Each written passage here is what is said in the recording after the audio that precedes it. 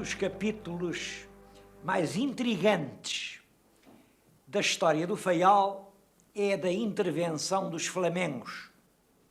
Não há dúvida nenhuma de que há inicialmente uma presença flamenga. O primeiro capitão donatário do Faial era flamengo, quer dizer, era um homem de Flandres, um tal Jos von Werther, ou, nome que ele tomou, Dutra, o capitão Dutra. Esse homem vinha de Flandres, não se sabe bem como chegou aqui, porque há muitas versões. Há quem conte que ele era assim um bocado de estoura-vergas, era um fidalgo sem dinheiro, tinha muitos irmãos mais velhos, e um capelão português disse-lhe: olha, rapaz, nos Açores é que tu te governavas bem, aquilo tem prata, tem estanho. E então ele veio para aí, mas veio enganado, porque não havia prata nem estanho. Mas outra versão é que não foi assim, ele estava em Lisboa, e isto é mais provável. Foi em Lisboa que conseguiu do rei, enfim, uma nomeação para uma ilha nova, uma ilha cujas riquezas se não conheciam, e que então mandou vir alguns companheiros de Flandres. O certo é que, depois da lenda do ermitão, temos outra lenda, a lenda dos flamengos.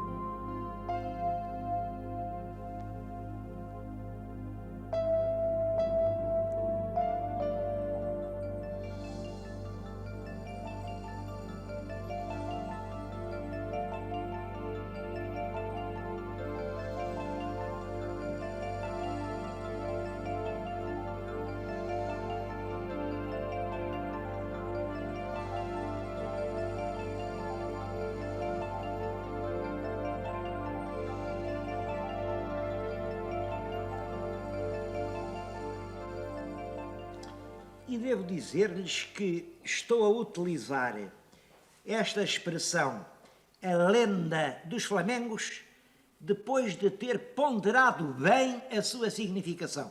Porque ainda hoje há muito boa gente que acredita que não foi lenda, que foi pura verdade.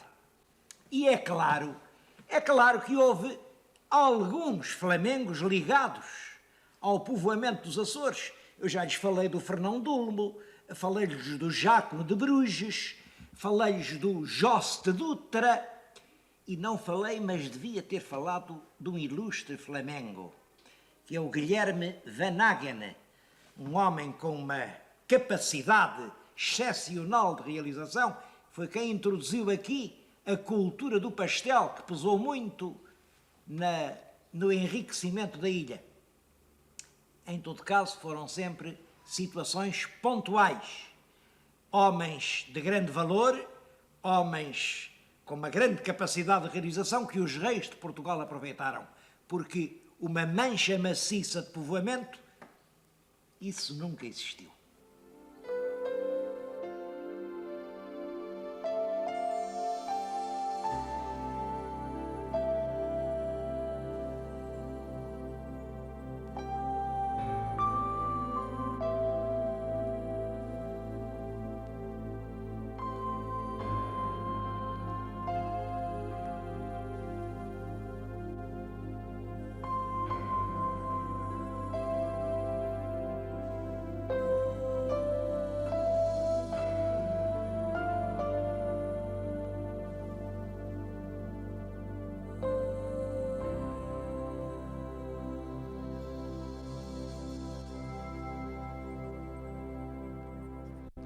No caso do Jost von Werther, o Dutra à portuguesa, não há dúvida de que ele veio com um grupo de trabalhadores flamengos. Um grupo. E quantos eram eles?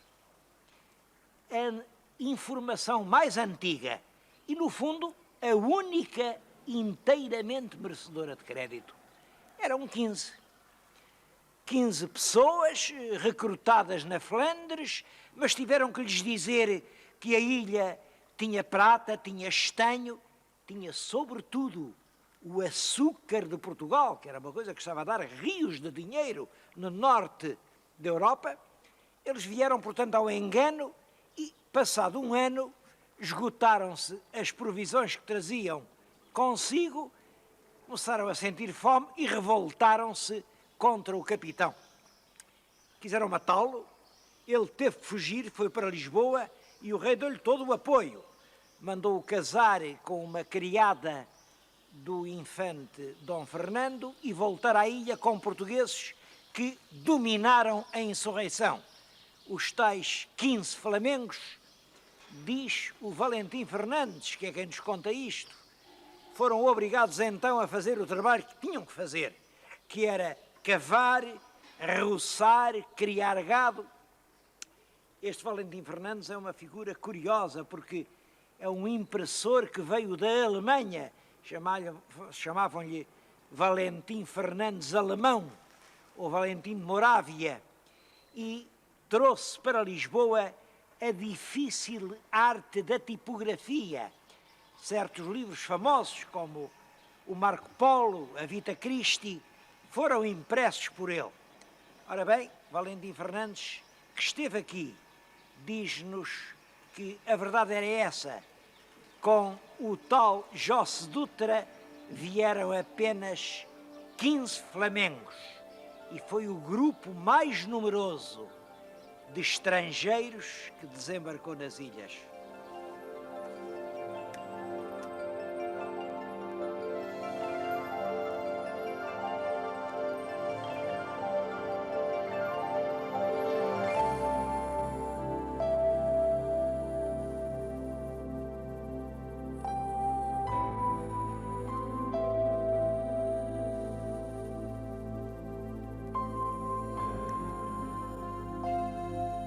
Isto tem interesse, porque essa tentativa de colonização flamenga, feita com alguns homens vindos de Flandres, falhou completamente.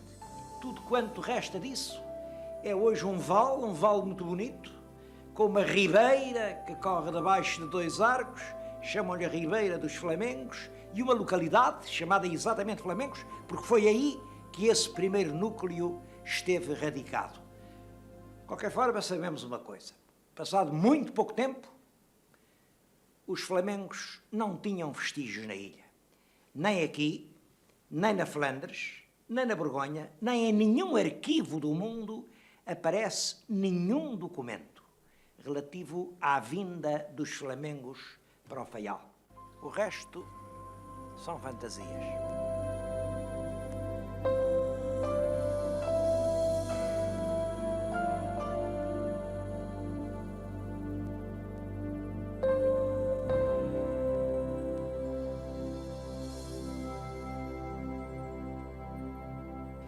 Fantasias como, por exemplo, esta que está na nossa frente. É um quadro que andou durante muitos anos no paquete UIGE e que representa os duques da Borgonha, a duquesa Isabel e o marido, João o Bom, a despedirem-se dos colonos que vão partir para o Faial. Podem ter a certeza de que isso nunca aconteceu. Mas é uma lenda como a Batalha de Ourique, como a Escola de Sagres, que são as tais coisas que nunca sucederam, mas de que toda a gente fala.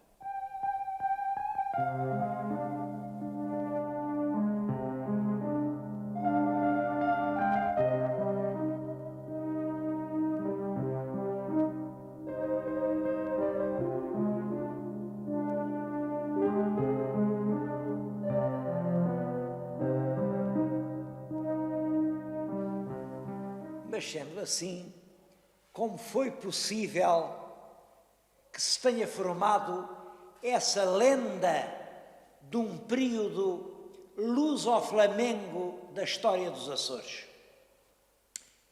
Eu julgo que a explicação está neste globo. Aliás, no original deste globo. Estamos neste momento no Museu de Angra, e esta é uma reprodução fotográfica do Globo de Martinho de Boémia. Como já lhes disse, o tal Josse Dutra casou com uma rapariga portuguesa, teve muitos filhos, e uma das filhas casou com um aventureiro alemão que passou por Lisboa, chamado Martinho. Tinha nascido na Boémia e por isso chamavam-lhe Martinho de Boémia ou Martinho Behaim. Casou com a filha do capitão do Faial e foi, pouco depois, à sua cidade natal, que era Nuremberg. E aí há uma curiosa aventura. Ele resolveu oferecer à sua cidade um globo com a imagem do mundo como ele sabia que era, e ele tinha fama de cosmógrafo. Bom, era uma imagem, como veem, muito incompleta, porque nós temos aqui a Península Ibérica, chega aos Açores e os Açores ligam diretamente com o Japão. E a seguir a China. Na visão de Martinho de Boémia, os Açores estão a 2 passos da China, o que não deixava de ser importante, porque a China era ao caminho da Índia. Já perceberam todos que foi este globo que inspirou o projeto de Colombo. Ora bem, acontece isto. O Martinho de Boémia, aqui no seu globo, ao pintar as ilhas dos Açores, põe o Faial com uma cor diferente e chama-lhe Nova Flandres, ou Ilha do Faial. E depois, prolongando-se até o Equador, tem uma grande legenda que diz nem mais nem menos que isto. As ilhas dos Açores foram realmente descobertas pelo infante Dom Henrique. Ele até dá uma data, 1431. E depois, o rei de Portugal ofereceu-as aos duques da Borgonha. E os duques da Borgonha deram-nas ao senhor seu sogro, ao tal Josse von Dutra. E aqui começa Martinho de Boémia a fazer a apologia das ilhas. Diz-nos nem mais nem menos que em 1466 foram para o Faial 2.000 flamengos. É claro, com o tempo foram-se multiplicando. E quando ele faz o globo, em 1492, eram já muitos milhares. A ilha é rica de tudo. Ali não há nem verão nem inverno, é uma primavera permanente e a vida é barata, todos encontrarão uma vida feliz. É claro que todos os historiadores sérios, que têm examinado estas legendas, sabem que isto é um conjunto de falsidades. Nada disto é verdade, pois nessa altura o Faial tinha poucas centenas de habitantes e eram portugueses. Não é verdade que houvesse lá açúcar. A ilha ainda hoje, para a gente beber água têm que fazer furos artesianos. Não é verdade que não houvesse verão nem inverno. Quem vem aqui no inverno percebe bem como isso. Ora bem, mas fica o mistério. Por que é que Martinho de Boémia, em 1492, vai à sua terra natal e oferece este globo com a apologia açoriana e com a ideia de que ali estava a nascer um novo mundo flamengo? Há várias hipóteses, eu não sei qual é a verdadeira. Uma mais simples seria esta. Foi à terra natal e, como acontece em todos os homens que andam lá por fora, quis fazer figura.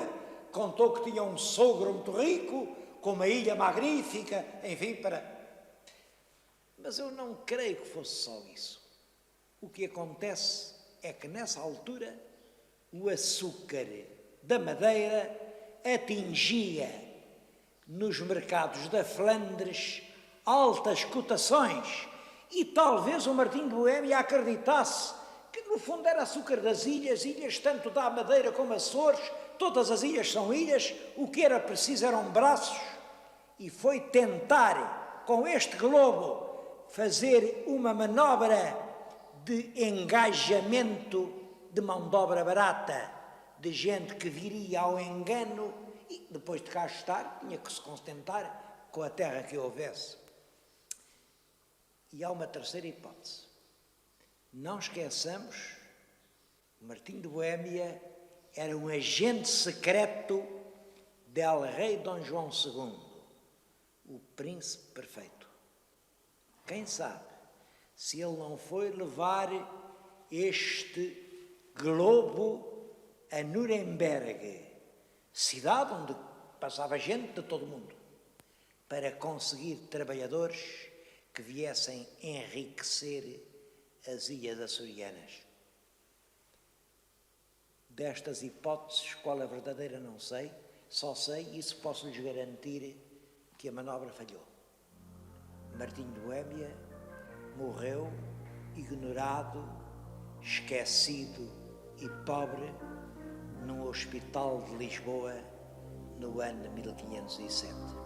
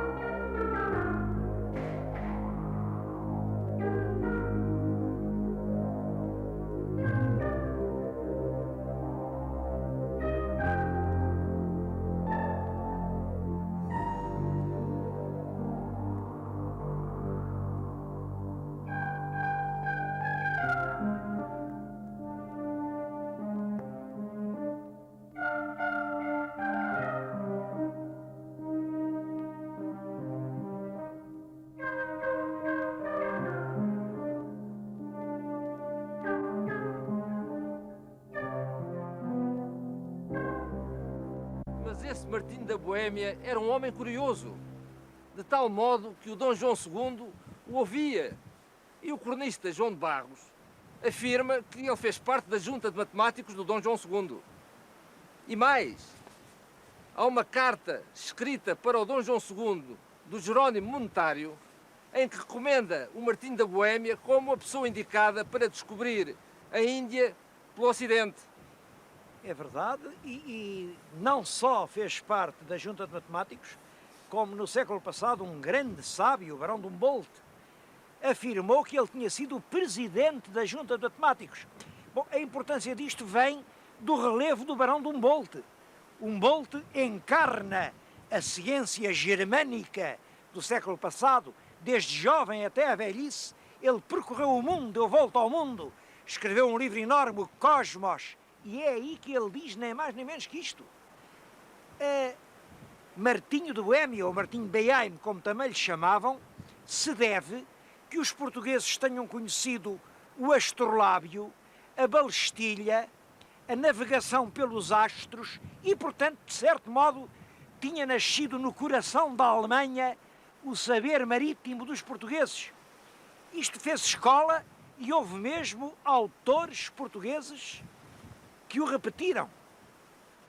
Mas toda essa teoria do Humboldt e que levou muitos homens da ciência a segui-la foi destruída por um grande historiador português, açoriano, nascido aqui na ilha de São Miguel, numa ilha aqui próxima, Joaquim Bensaúde, que destruiu com factos, com provas, toda essa teoria do Humboldt.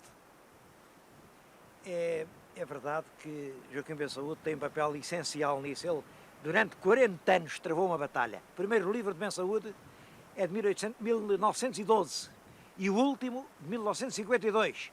Durante 40 anos, ele lutou e escreveu livros sobre livros para mostrar que a ciência náutica portuguesa tinha nascido na península, era originariamente peninsular.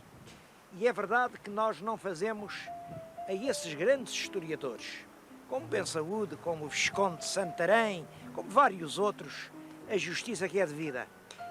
Se quisermos ser sinceros, temos que dizer que uma boa parte do que nós hoje andamos a dizer o aprendemos com eles.